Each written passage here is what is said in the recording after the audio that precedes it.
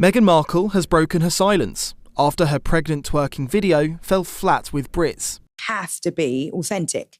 Let's be authentic. Did you see my baby mama dance? I mean, stop it. First of all, can I just tell you the timing of that? We maybe watched it like 20 times yesterday, and I was like, is that her? Oh my God. Is that Prince Harry? Also, by the way, that wasn't yesterday. No, that was 4 years ago. So it's also a really great reminder that with all the noise or whatever people do, there's still a whole life, a real, authentic, fun life that's happening behind the scenes. I'm just grateful that now, being back on social as well, I have a place where I can share it on my own terms. On your own terms. Take a look at the video she recently uploaded that she actually took 4 years ago with Prince Harry while pregnant with Lilibet. The Sussex saga takes yet another twist. Meghan Markle faces backlash over a resurfaced twerk video branded suspicious by critics, while Prince Harry courts a very different audience in Germany, attending events with veterans. Two narratives, one couple, and once again, a divided public reaction. The controversy begins with Meghan. A video clip of the Duchess, playful and carefree, has re-emerged online. But what for some is harmless fun, others have labelled as inappropriate, even suspicious. In a nation still divided over her role in the monarchy, Meghan's every move is amplified and every misstep seized upon by detractors. Unwilling to stay silent, Meghan reportedly hit back at critics, framing the video not as scandal but as yet another attempt to tarnish her image. For her supporters, this is proof of her resilience, a woman unfairly targeted. For opponents, it's yet another example of a duchess who refuses accountability. And Prince Harry sent a message to German ex-servicemen to commemorate the country's first Veterans Day since the time of the Nazis. Guten Tag, Deutschland. It is a profound privilege to be asked by your Defence Minister to deliver a message to you on this sacred Veterans Day. My last visit to your remarkable country was to Düsseldorf 2 years ago for the Invictus Games, and it remains etched in my memory. The warmth, the enthusiasm, and the unwavering support shown by the German people for our global community of wounded service personnel was truly humbling. You certainly delivered on your promise to create a home for respect. That spirit of camaraderie, forged on the sports field, mirrors the unbreakable bond that connects veterans of all nations. We understand each other, regardless of flag or uniform, bound by shared experiences and an enduring commitment to service. Veterans are more than warriors. They are leaders. Living testaments to resilience and moral courage, they understand that loyalty must never lie with power alone, but with the people and with truth. As someone who has worn the uniform and stood shoulder to shoulder with brothers and sisters in arms from across the world, including many of you, I know that the weight of service is not carried lightly. We serve not to glorify war, but to protect peace. Not to follow a single voice, but to uphold a collective oath. To country, to people, and to the principles that bind us together as free nations. Germany has shown the world how memory, accountability, and unity can be turned into strength. In these turbulent times, your role in safeguarding peace and stability in Europe has never been more critical. To the brave men and women of the Bundeswehr, a heartfelt thank you for your steadfast service to your country, to your people, and to one another. Today is also a celebration of you, the values you stand for, the oath you took, and the great country you stand to protect. Today, let us renew our commitment, together, to protect the freedoms that define who we are, to serve each other for peace, for dignity, and for the enduring promise of democracy. Vielen Dank und einen schönen Tag. While Meghan fends off criticism, Harry has his sights set abroad. The Duke of Sussex travelled to Germany, where he connected with veterans and military families.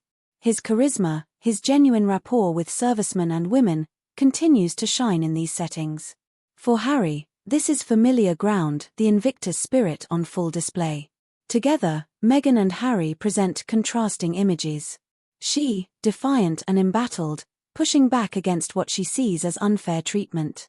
He, seeking purpose and legitimacy through international service and solidarity.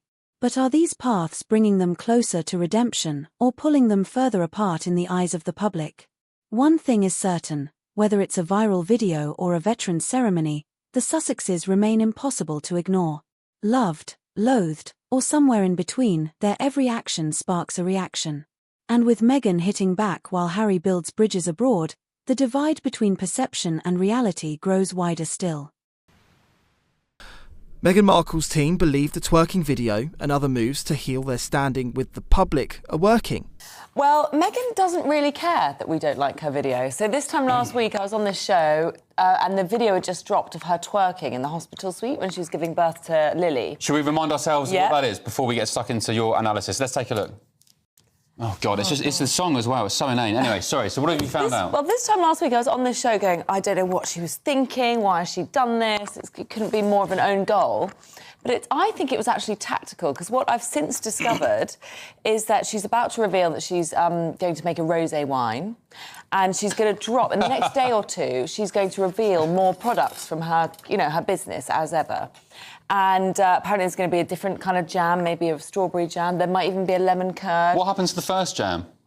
It was sold out almost instantly. Oh, it's popular? Yeah, it was really popular. It sold out instantly. What sort of loser buys that? Sorry.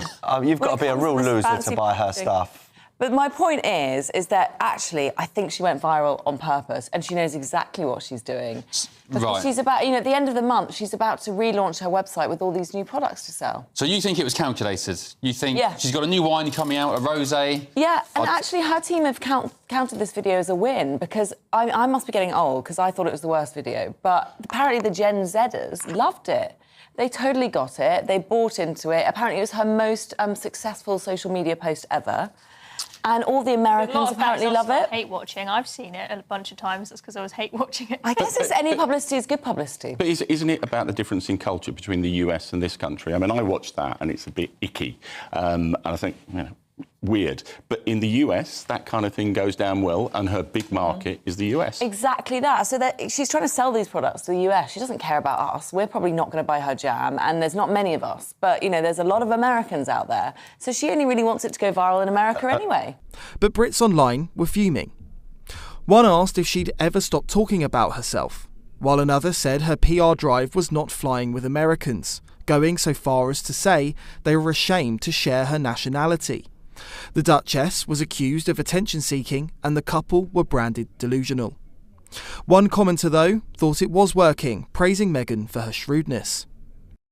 The Sussexes' image with the public had hit new lows earlier this year, as the rift with the wider royals deepened. Charlotte Griffiths revealed Harry even explored changing his name. Well, think about. He wanted to change his name to Spencer, and he approached his uncle and he said, I want to drop the Mountbatten Windsor name, which was the name given to him, he inherited it really from the Queen and Prince Philip. Yeah. And it means a lot to the royal family, that surname, but he, for some reason, wants to get rid of it. And he asked his uncle, and his uncle very wisely said, this is a terrible idea and it's legally fraught and just don't do it. So his uncle being Earl Spencer, Princess Diana's brother? Yeah, so his uncle is Princess Diana's brother, and he said, look, I suppose he must have said, I feel like I'm more of a Spencer because I want to take your surname on.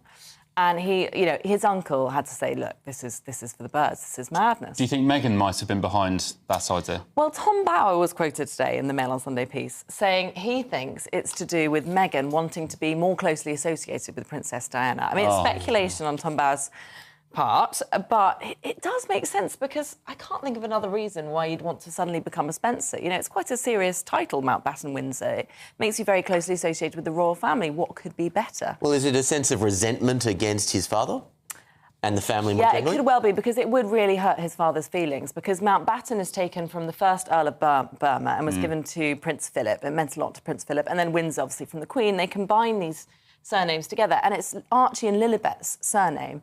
Now, Lilibet's full name is Lilibet, named after the Queen, Diana, named after Diana, Mountbatten Windsor. If her surname was Spencer, it would become Lilibet Diana Spencer.